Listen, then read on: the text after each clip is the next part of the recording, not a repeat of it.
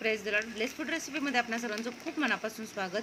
आणि राहिलेल्या भातापासून झटकीपट पापड तयार कसे करायचे याची रेसिपी आज आपण बघणार आहोत. त्यासाठी रेसिपी पूर्ण बघा. तर हा इथे राहिलेला शिळा भात आहे. तर ज्यावेळेस शिळा भात राहतो प्रत्येक वेळेस तो खाणं शक्य होत नाही किंवा असाच एक्स्ट्राचा भात झाल्यानंतर काय करायचा प्रश्न पडतो. तर आता त्याच भातापासून अगदी वर्षभर टिकतील आणि सहजरित्या बनवता येतील, तसेच तळल्यानंतर चौपट फुलतील असे तांदळाचे म्हणजे भाताचे पळी पापड कसे करायचे त्याचं आपण बघणार आहोत. तर इथे मी राहिलेला शिल्लक भात घेतलेला आहे, त्यामध्ये थोडं पाणी घालायचं आहे आणि मिक्सरला आपण याची बारीक पेस्ट अशी करून घेणार आहोत. तर आता ही मिक्सरला ती बारीक पेस्ट करून घेते. ते हे पहा, भाताची अशी पेस्ट तयार झालेली आहे आणि अगदी झटकीपट होते, अजिबात याला वेळ लागत नाही. तर ही दुसऱ्या भांड्यामध्ये काढून घ्यायची आहे. तर आता इथे मिश्रण तयार झालेलं आहे. यामध्ये मी टाकत आहे अर्धा चमचा जिरे. तर जितकं मिश्रण आहे त्या अंदाजे तुम्ही जिरे टाकू शकता, तसेच चवीनुसार मीठ. तर काही जणांना भात शिजवताना मीठ टाकण्याची सवय असते, काही जणांच्या घरी भात शिजवताना मीठ टाकलं जात नाही. तर त्या अंदाजे त्या चवीनुसार तुम्ही यामध्ये मीठ घालू शकता. इथे मी घालत आहे मीठ आणि आता हे छान आपण मिक्स करून घ्यायचं आहे. तर हे पहा, अगदी तांदूळ भिजत घालून वाटून ज्याप्रमाणे पारंपरिक पद्धतीचे पापड बनवले जातात तसंच दिसतंय. अगदी सोपं आहे, शिजवायची काही गरज नाही आहे, लाटण्याची गरज नाही आहे. तर हे जे मिश्रण आहे हे पहा, याची जाडी बघू शकता तुम्ही. गरज लागल्यास यामध्ये आपण जरा पाणी घालणार आहोत. यामध्ये मी थोडंसं पाणी घातलेलं आहे आणि पाणी घालून आपण हे छान मिक्स करून घेणार आहोत. तर खूपही पातळ करायचं नाही आहे, खूपही घट्ट ठेवायचं नाही आहे. तर हे पहा, ही कन्सिस्टन्सी परफेक्ट आहे.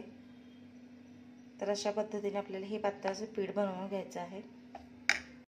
एक असा प्लास्टिकचा कागद घ्यायचा आहे जो पापड वाळवण्यासाठी येतो. तो तुम्ही ताटामध्ये वगैरे घातलं तरीही चालेल.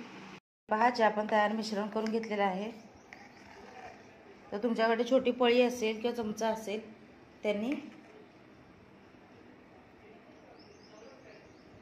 हे असं घालून घ्यायचं आहे.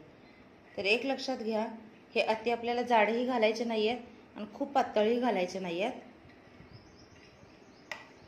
तर मध्यम अशा आकाराचे हे घालायचे आहेत.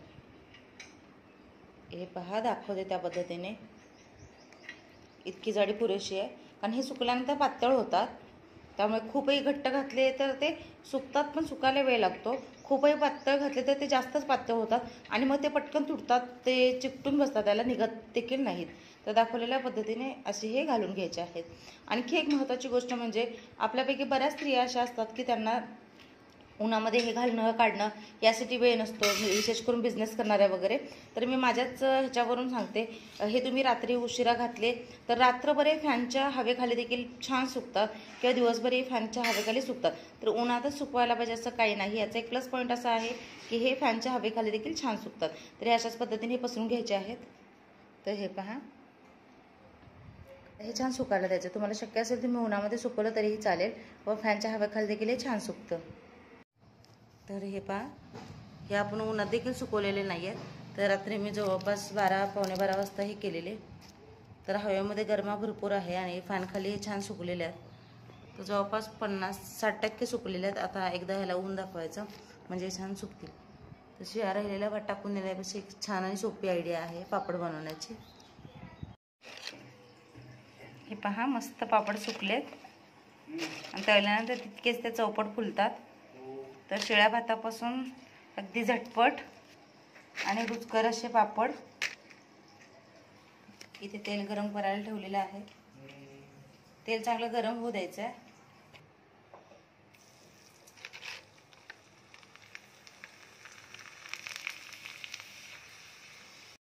हे पहा, पापड किती छान फुलला आहे तो आणि अगदी पांढरा शुभ्र दिसतोय. आणि महत्त्वाचं म्हणजे तेल गरमच करून घ्यायचं आहे.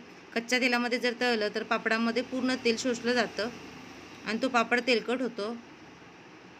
यामध्ये अजिबात तेल राहत नाही. तर राहिलेल्या शिळ्या भातापासून पापड करण्याची अत्यंत सोपी पद्धत आहे. झटकीपट पापड तयार होतात, खायला देखील छान लागतात. तर या पद्धतीने एकदा तुम्ही नक्की ट्राय करून बघा. तुमचा अनुभव माझ्यासोबत शेअर करा आणि भातापासून पापड करण्याची माझी ट्रिक, माझी आयडिया तुम्हाला कशी वाटली ती देखील नक्की कमेंट्स करा. अशाच नवीन नवीन रेसिपींसाठी ब्लेस फूड रेसिपी हे चॅनल लाईक करा, शेअर करा, सबस्क्राईब करा आणि घंटी वाजवायला विसरू नका.